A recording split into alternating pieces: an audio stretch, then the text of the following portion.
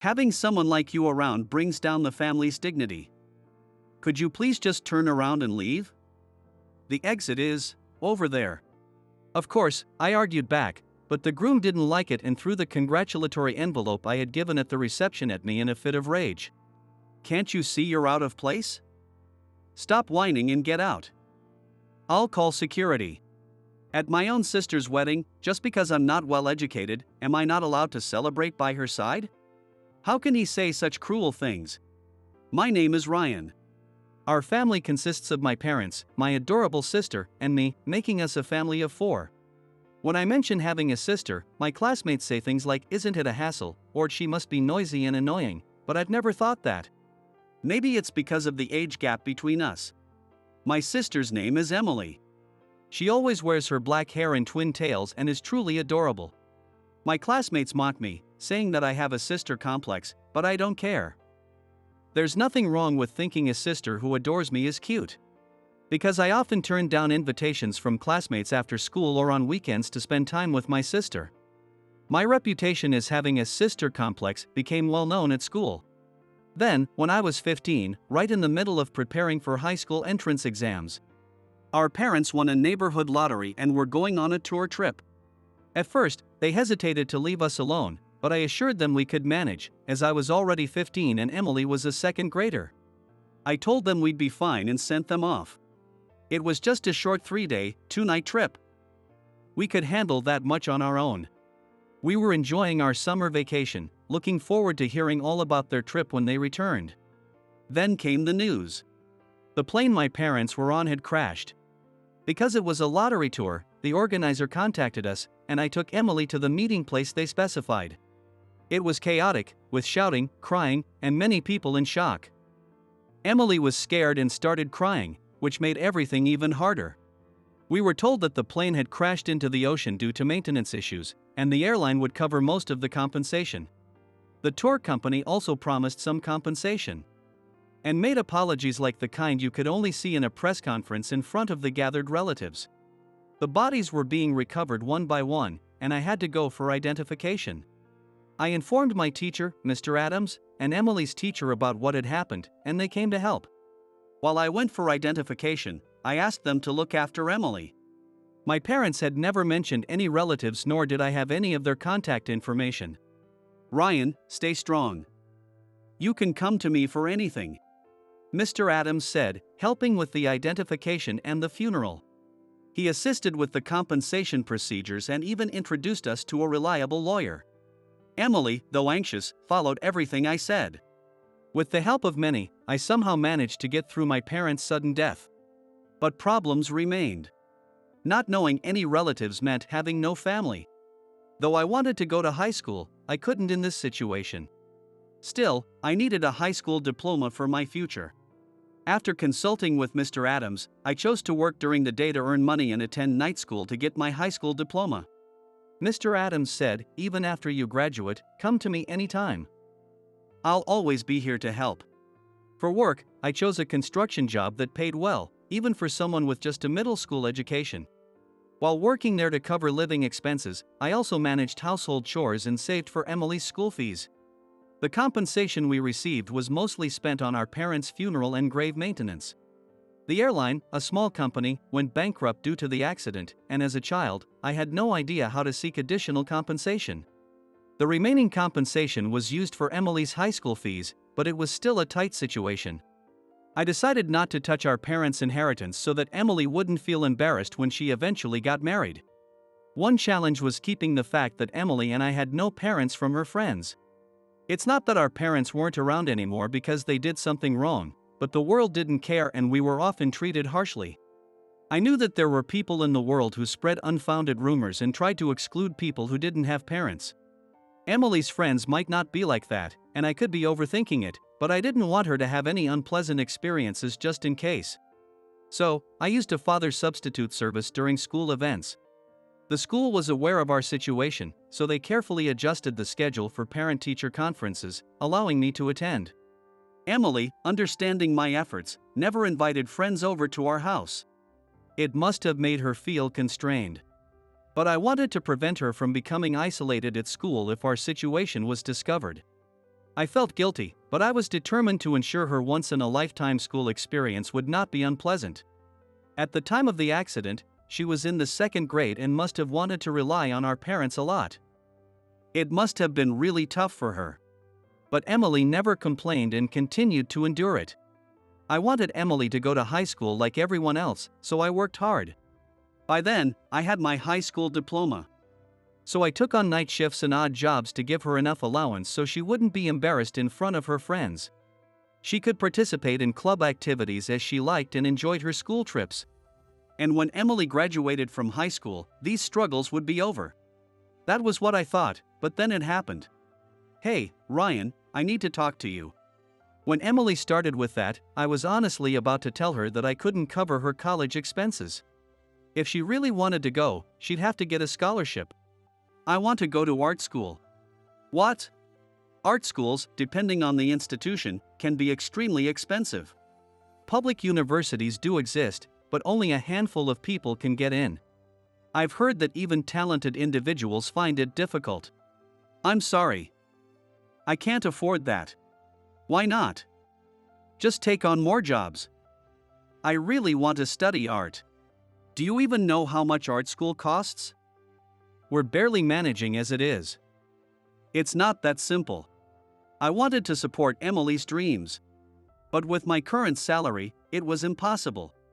Especially since finding a better paying job immediately with just a high school diploma was unrealistic." "Why?" "I'd been holding back all this time. I couldn't invite friends over in elementary school, I missed out on summer camps and outings. I didn't get new clothes or enjoy fashion." "That's the same for me too." I had made Emily endure a lot. But I wasn't just playing around either.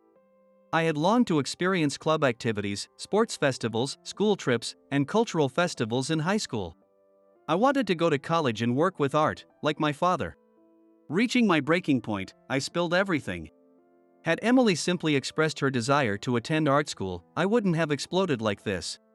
But her suggesting I take on more jobs when I was already working as hard as I could was too much. Couldn't she say something like, "I'll get a job too, or I'll apply for scholarships"? I had given up my dreams after all this struggle, yet I found myself jealous of Emily, who was able to experience what I had wanted. I thought she understood me. I couldn't stand the idea that Emily was pursuing her dreams in college, built on my sacrifices. "I'm not working just for you. I can't put up with your selfishness anymore." "What? You're my brother. You should be doing this for me. Emily, I got you through high school. If you want to pursue your own path from here, you need to bear that responsibility yourself." "What? Why?" I hoped this would make her reflect a little. I hoped that she would calm down and think more seriously about college. That's what I thought. "Fine. I don't want to see your stubborn face anymore." Emily threw those words at me and stormed back to her room, and just left the house the next morning. When I checked her room, many of her belongings were gone. I thought it was just a temporary runaway, she'd be back soon. But Emily remained out of contact. Panicking, I called her classmates and found out she was staying at a friend's house, which was a relief. I went to her friend's house while she was out, apologized for the trouble, and compensated some money for living expenses. The friend's parents laughed it off, saying it was normal for a high school girl, but I felt nothing but shame. Still, they promised to look after her until graduation, so I gratefully accepted and gave them money for her stay. They must have felt something as parents that I couldn't understand. "I'm sorry. Please take care of Emily," I said, handing over my contact information, asking them to contact me if anything went wrong, and returned home. I continued jumping from job to job. Despite having a high school diploma, without a guarantor, I couldn't get a stable job. I took on daily labor jobs like traffic control and event staffing, which hired quickly as they needed people. 5 years after Emily left, I received a call on my home phone, which rarely rang. Wondering who it could be, I answered. "Hello, this is Ryan. Long time no see. Do you recognize me?" The voice was unmistakable, even without an introduction. I hadn't forgotten for a single day since that day. It was Emily's voice. "Emily?" "Yeah. How have you been?" "Good, it's been a while." Despite our falling out, her voice was warm, and I found myself smiling unknowingly. I didn't know what her plan was after high school. I knew that she didn't go to art school after all, but I had always wondered what had become of her. I'm getting married. What? I was genuinely surprised by her unexpected news. My fiancé is a wealthy man named Kenneth. Will you come to the wedding? I couldn't immediately comprehend who Kenneth was. But if Emily chose him, I wouldn't object unless he was a terrible person. Emily was no longer a child needing my protection. A wealthy man? Would someone like me be welcome? Though I had a high school diploma, that was all. I worried my background might tarnish her happiness. Then, would you come if I said it was a job request? Do you know about my situation? See? Now you'll come, right? Indeed, if she phrased it as a job, I couldn't refuse. Checking the wedding date, I found I had no work scheduled that day. In the end, I decided to attend the wedding under the guise of a job and confirmed my attendance. On the day of the wedding, the weather was perfect, a beautiful sunny day, the ideal auspicious day.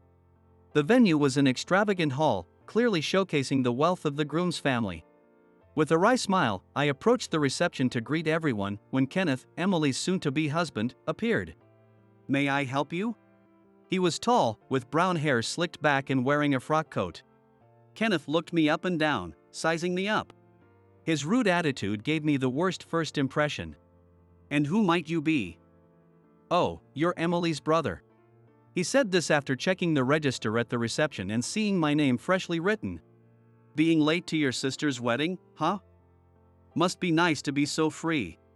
His words dripped with sarcasm, but I didn't react. I had expected something like this from our initial impression. Sorry. I was held up by a work meeting.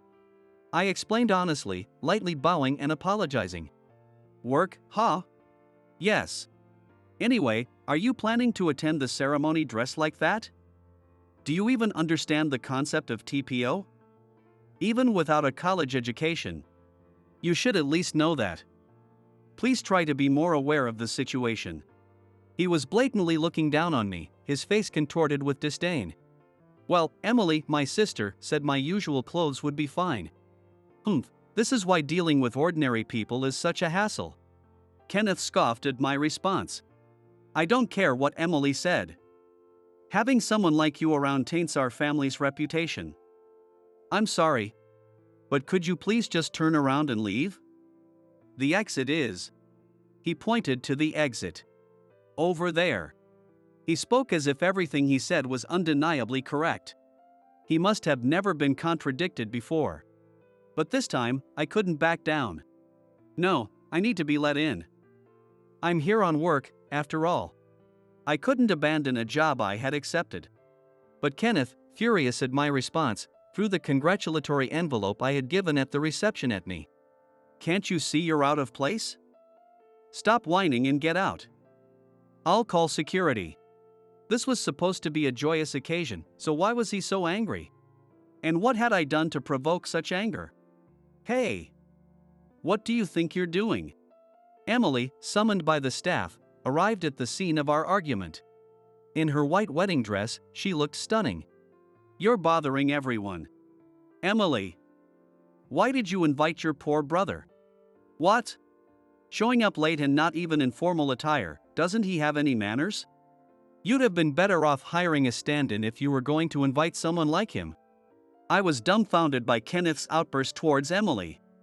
Emily, although initially taken aback, quickly regained her composure. My brother was held up because he was at a work meeting. And this is his formal attire. Huh? Emily's voice had a tone of exasperation. Kenneth, do you even know who my brother is? Emily looked at him with a skeptical expression, making Kenneth fall silent. Just then, a staff member came running over, visibly relieved when they saw me. Ryan! There you are. Ryan, the equipment is ready. The ceremony will begin shortly. Hearing this, I shifted my focus back to work and left the scene. Apparently, Emily was explaining the situation to Kenneth after I left. Emily, what's going on? So you really didn't know? My brother is a freelance photographer. He publishes photo books under the name David Mitchell. Haven't you heard of him? Wait, David Mitchell?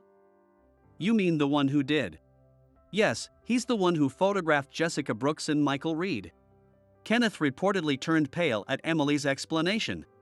You're talking about the photographer whose photo books sell millions, capturing the most incredible moments, right? Oh my God, what have I done? Emily. What? I'm a huge fan of David Mitchell. This is bad, really bad. His photos of Jessica are otherworldly, they capture her best smiles. What have I done? Emily, help me. What is it? I said something terribly rude to a living legend. Oh no. Kenneth started to ramble about me, holding his head in his hands and crouching down in distress. You know, I did say my brother does day labor, but he makes $10,000 a day. Emily, knowing Kenneth's personality, hadn't explained the details about me on purpose. From now on, stop looking down on people based on their appearance. If you don't, I might call off the wedding. Emily reportedly said this expressionlessly, and I would have loved to see it. Soon after, my soon-to-be brother-in-law, Kenneth, came to me, apologizing profusely, almost groveling. Seeing Emily smiling with satisfaction behind him, I thought how solid my sister had become and accepted his apology. In the end, the ceremony went smoothly and grandly. The night before Emily moved into her new home after returning from her honeymoon, she visited me. Thank you for everything, she said, bowing her head respectfully. It felt like the traditional ritual of a daughter saying farewell to her father before marriage, and I couldn't help but get teary-eyed. It feels like I'm sending off a daughter. Maybe it's something similar. We laughed together, sharing drinks and reminiscing about old times. So, there was a bank book in the wedding gift. Was that? That's our parents' inheritance. I saved it for your wedding. I see. So, you paid for my high school expenses out of your own pocket. I was so selfish back then. Well, it's all in the past. I was pretty stressed out too. The alcohol loosened our tongues, and we talked honestly. I confessed that I had been jealous of Emily back then. Even after she left, I couldn't give up on my artistic dreams, so I chose photography, a relatively less expensive field, and started taking landscape photos and entering competitions. A talent agent who happened to see my work picked me to photograph new models, leading to where I am today. Emily teared up as I told her this. Even though it wasn't the same path as Dad, I'm glad your dream came true. Yeah, and I'm sorry for trying to crush your dream. It's okay. I was a child then and didn't understand your struggles. Thanks to you, I became independent and now have a family. It all worked out. We laughed together and toasted several times. I was surprised at how fast Kenneth's attitude changed. Me too. He's so fickle. He called you a god, yet didn't recognize you. Ha ha.